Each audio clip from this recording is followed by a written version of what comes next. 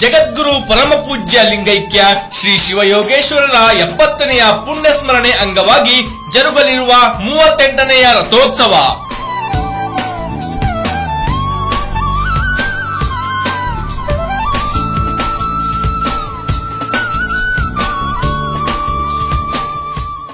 ಸೋಮವಾರ ದಿನಾಂಕ 2 ಏಪ್ರಿಲ್ 2018ರಂದು ಸಾಯಂಕಾಲ 6:30ಕ್ಕೆ ಶ್ರೀ ಉರಿಲಿಂಗ ಪೆದ್ದೀಶ್ವರ ಮಹಾಸಂಸ್ಥಾನ ಮಠ ಸೇಡಂನ ಕೋಡ್ಲಾ ಗ್ರಾಮದಲ್ಲಿ.